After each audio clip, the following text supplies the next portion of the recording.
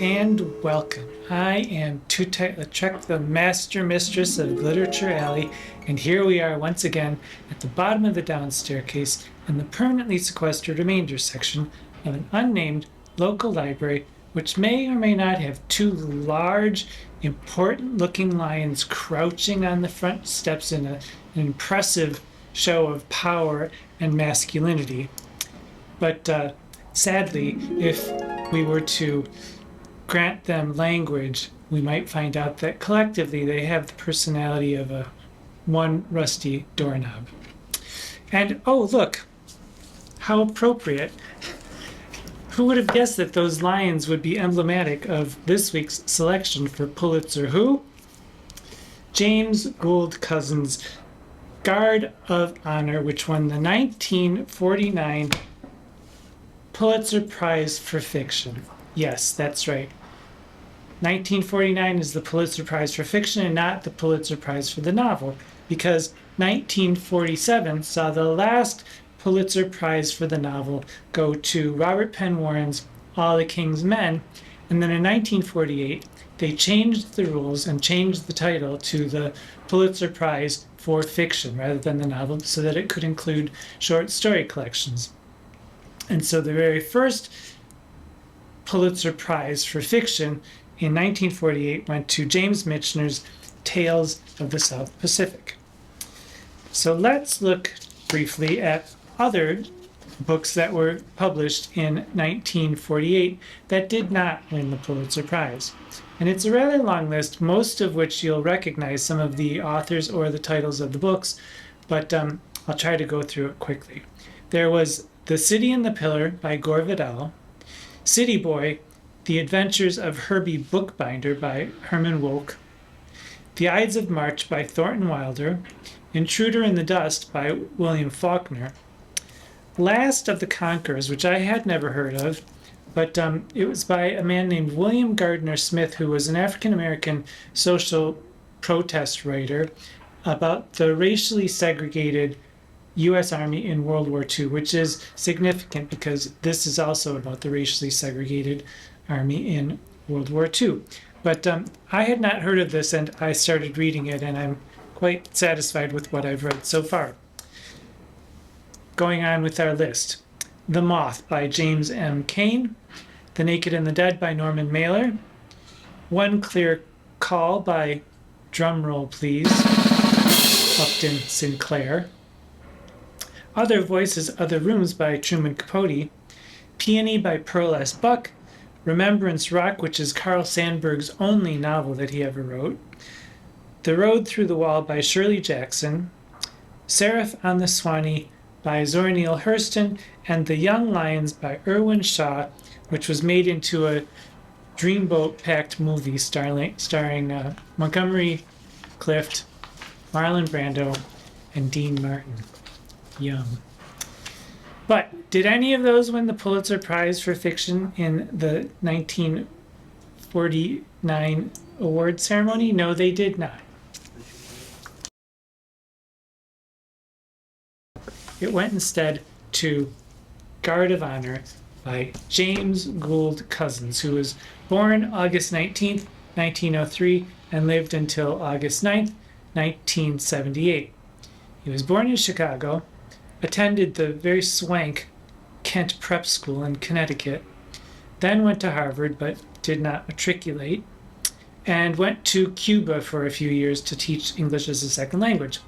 And then, during World War II, he served in the Air Force in the Office of Information Service, where his main job was controlling the news to diffuse potentially embarrassing situations for his higher-ups.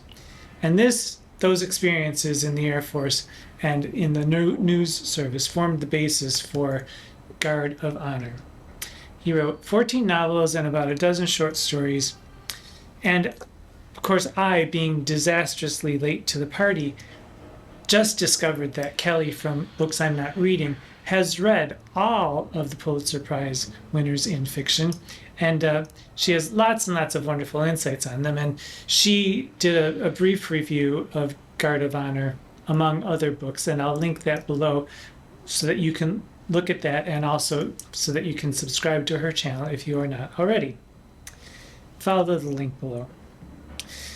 So, Guard of Honor got almost universally rave reviews, and I mean rave reviews, as did Cozzens' 1957 novel called By Love Possessed, which became a bestseller.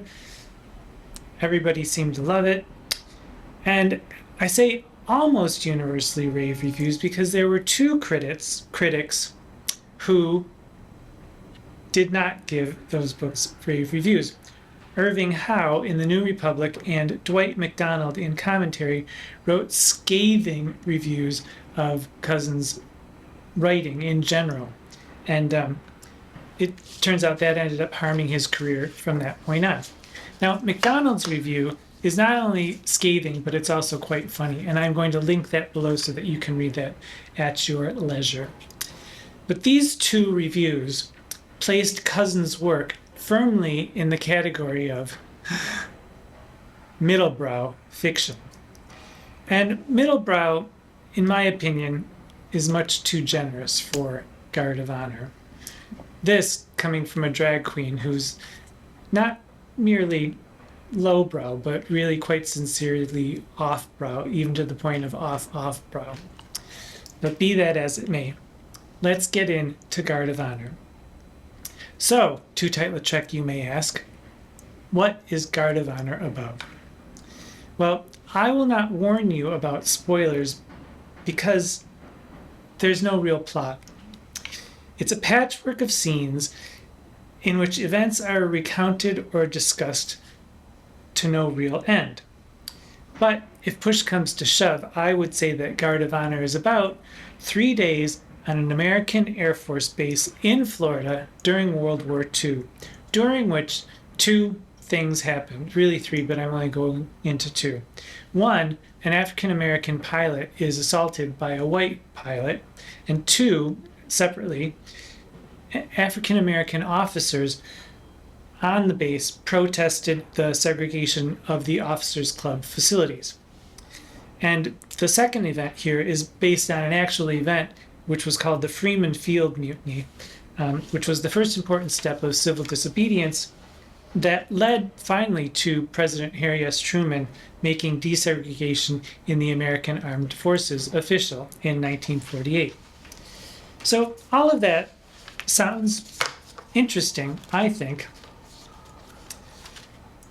Sadly, it is not in this book very interesting. Instead, we're given voluminous detail about every aspect of life on this base over 3 days. The protest and the punched face of the black pilot are considered the problem that must never be leaked to the press. And that problem is discussed ad nauseum among a cast of, and I wish I were kidding here, I wish I were exaggerating, a cast of about 50 different people. White generals, colonels, lieutenants, majors, privates, civilians, officers' wives, officers' girlfriends, and anybody else that you can imagine. And most of the dialogue in this book involves questions or descriptions of the problem. Who was involved in the problem? Who said what to whom about the problem? When did they say what they said about the problem to the people to whom they said it? Often these conversations repeat everything that was presented in sections before, supposedly from different vantages, but just repeating the same thing over and over, so that no new information is ever put forward and no new spin on it is ever put forth. It's all the same talk about the same damned thing. And this dialogue is what I call expository fiction, where it's just explaining things. It's not really a real exchange of ideas. I'll talk a little bit more about dialogue in fiction later. But when it's not that expository fiction, the prose in the third-person narration of this here, well, when it's not military jargon or numbers and letters of airplane names or airplane parts or acronyms of military service or military buildings then it's just clunky, self-important, and just plain boring narration. And to give you a little sampling, I'll read just a little snippet for you to give you an idea. And then you can times this snippet by 3 times the page and 600 and, what is it? 600 and, I don't know, 630 some pages. Okay. Nathaniel Hicks opened his bedroom door of thin louvered slats. He went down the little passage to the kitchen, where he put a kettle on the electric burner and snapped a switch. The kettle had a device that whistled when it boiled. Nathaniel Hicks came back up the passage and pushed ajar the door to the big bedroom which Captain Andrews had drawn when they divided the accommodations. Captain Andrews would hear the whistle and get up and make coffee. These were some of the practical arrangements of living together. The switchboard rang Nathaniel Hicks. He put on the water and shaked. Captain Andrews would make the coffee when the water boiled. Captain Duchemin would clean up. And on it goes through this section, which lasts about 6 or 7 pages. And now I'm all for setting a scene, but this is unnecessary and boring. The scene goes on to talk about some other officer who got drunk and whored around the night before, and none of it really has anything to do with anything else that goes on in the novel. There's the mention of someone arriving, there's the mention of the problem at one point, but nothing is new and nothing is illuminated in this section. And if I were an editor, I'd have taken my red pen and slashed it to pieces right out of the book. If we encounter a chair in this book, we must suffer the descriptions of the chair being pulled out from the desk, adjusted some way or another, sat upon, and possibly readjusted before the sitter begins some discourse about questions and observations about other questions and observations about the problem. And if perchance the sitter grows quiet or contemplative, then we'll be treated to some sort of philosophical cogitations on the moods of military people, or the relations between the sexes, or the mental capacity of the people standing around the person sitting in the chair, or the mental capacity of people who sit in chairs and think about things. There is no wall that appears in this novel on which every poster isn't described in excruciating detail. Every door is described as being approached, the doorknob turned, the person opening the door revealed to the people on the other side, or vice versa, the door held open or closed as the person walks to a chair, which, sweet baby Shakespeare and all the bards before him, please just make it stop, is all I could think at some point. It's interminable, and it happens over and over throughout this novel. There is no plot, there is no story. But I think I understand the technique that this writer, James Gould Cozzens, was going for. There is a technique in fiction where you use a patchwork of scenes revolving around one event or issue or subject. And each scene, while separate and discrete, conveys new information about the central issue or event, so that all the separate scenes gather over time, build so that they collect and press toward a forceful, cohesive whole. And some of the books that do this are Olive Kitteridge's collection of stories, which are linked stories. Molly McNett's new novel, Child of These Tears, does the same thing. She uses the perspectives of 4 different characters to advance the story and build to a rather powerful whole. And I'm sorry, but this book does it too, from 6 different character points, or at least it attempts to do that, or one hopes that it would do it. My favorite book that does this, are oral histories. So there's Edie Sedgwick, it's called Edie American Girl by Jean Stein, edited by George Plimpton. And it's about the life of Edie Sedgwick during the time that she was in with the Warhol factory crowd. And it's one of my favorite books. And it's really beautifully done. It creates a real panopticon of what her life was like. Elizabeth Bishop's oral biography, or the oral biography about her called Remembering Elizabeth Bishop, also does this. And I think that that's sort of the technique that Cozzens was going for here. But in my opinion, he failed miserably. And yet, this book won the Pulitzer Prize for Fiction and got rave reviews, which makes me think that sometimes the Pulitzer may be awarded less for literary excellence and more for perceived political or social value. And I'm going to go out on a limb here and make a prediction. Not too big of a limb, because I'm only going to give you the initials of the writer who I think may win the Pulitzer Prize next year in 2026. And that writer's initials are A.H., because that writer had another book that was shortlisted for the Pulitzer Prize, and the novel that was published this year is politically and socially relevant, which isn't to say that it isn't, that it doesn't come up to literary excellence, but it just seems to tick a lot of the boxes that the Pulitzers may be looking for. So check back here in April to see if I'm prescient or not. So because of the rave reviews, I have to grapple with the reality that some people like this. On Goodreads, there are 312 five-star reviews of this book. And so these are not just people who are established critics, but they're real readers, people to whom books are important enough that they're on Goodreads and they write reviews. So I have to ask, who might like this book?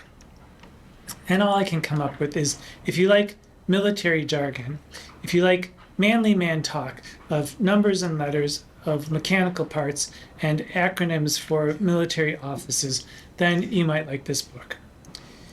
Some may argue that it paints a full picture of what it's like to be on that Florida base in the middle of World War II in Florida. Possibly. I personally do not need, nor do I want, extensive descriptions of doors being opened, or pens being used, or chairs being sat upon, or every menu item on a breakfast menu described while they are having a conversation. But if this makes you feel like you were there, then maybe this book is for you. If you like multiple scenes in multiple places, recording multiple conversations about the exact same subject, with no further illumination of what that subject might show you. And if you feel that it gives you a full panoramic view of the situation, this book may be for you. But, and it's a big ugly but, I feel that too many points of view runs the risk of becoming a cacophony of voices that stray from the main subject around which everything is supposed to revolve. Now, Edie American Girl, there are many, many voices in that book, but they revolve around one subject, Edie Sedgwick and the factory crowd during the mid-60s when Andy Warhol was rising in the art world, and all of their all of the things that they got up to, and all of the family around Edie who had perceptions that were different from all other people. So that stayed focused on the subject. This has no subject on which it necessarily focuses. And if the point or the subject is never clearly articulated, it's going to get lost in the noise of excessive detail, which is, I feel, what happens here. And if I were to say what the point of Guard of Honor is, I would have to say that the point is, it will look bad if newspapers report that the American armed forces are racist and segregationist, even if they are racist and segregationist. But there is no tension here about what may or may not happen. The prose, as I said, is either flat and prodding or heavy and overly detailed, again, for no reason. And the dialogue, as I said, is expository dialogue. Now, it's always someone explaining something to somebody else. And dialogue should do more than just convey information. It can set a scene, it can set a mood.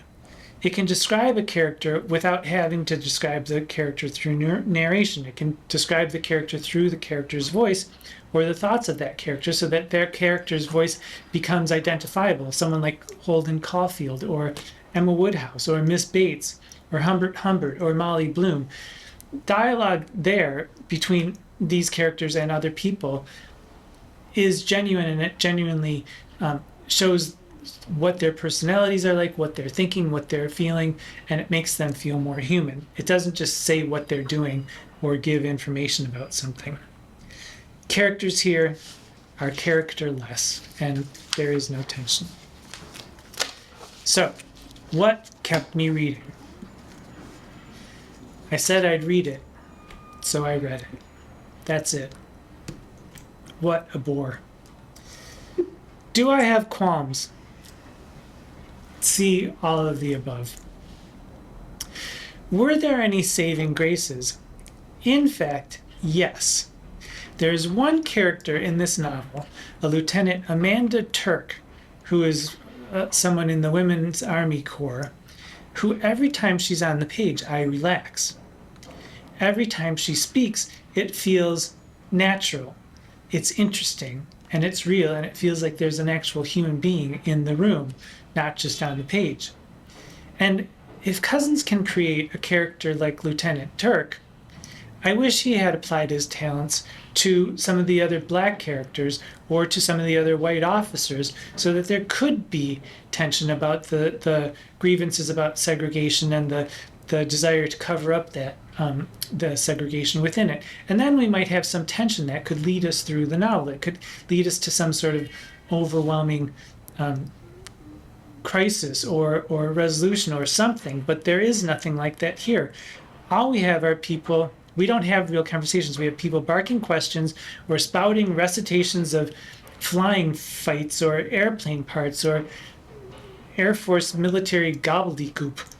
And had it been given the treatment that he gives to Lieutenant Amanda Turk and some of these black and white officers, we could have had, instead of this 600 plus page monstrosity, we could have had maybe a 200 or 300 page interesting book. But we did not get that. Do I recommend this book? Well, I have to qualify it here because I admit that I have tried to read other wildly popular fiction by writers like Dan Brown and John Grisham, and I can never get into them. There's something that keeps me from enjoying them. And for me, it feels like those books are very plot heavy, which if this were plot heavy, that would be a boon in its favor. But the characters there feel like characters written by a writer. They never feel like real human beings to me, and their problems don't feel like real, deep human feelings that I want to be a witness to. So a lot of popular fiction fails for me, and this does too. So if you're looking for literary fiction, and yes, I said it, the dreaded literary fiction, this fails as literary fiction. And you may call me a snob if you want to. In fact, I prefer it to many of the other things that I've been called in my life. So, snob, I'll take it. Thank you. This fails as literary fiction. And then I have one last question for myself. Have I lost faith that the awarding of the Pulitzer Prize for Fiction means that the book is actually any good? In fact, I sort of have. which is why I'm going to be narrowing my focus from this point forward in the series, not just to books that I've never heard of, but to books that I've never heard of that are under 500 pages. Because had every book in this quest of mine to read books that I'd never heard of that won the Pulitzer Prize, had they all been amazing and spectacular, then of course I'd be willing to tackle another 600 plus or 700 plus, or even maybe a 1,000 plus page book to see just what the hullabaloo is all about. But that has not been the case. So I'm going to be limiting my search to books under 500 pages. Guard of Honor by James Gould Cozzens buried me in boredom, and it set me back quite far in this series. It took me a long, long time to read this, and it set me so far back that I'm filming this really very close to the time that it will be coming out, which is unusual for me. So I'm going to be taking another break over the Thanksgiving and Christmas holiday season and the New Year's season, and I'll be back sometime in the new year in 2026 with the final 5 or 6 or 7 books that I haven't heard of in Pulitzer Who.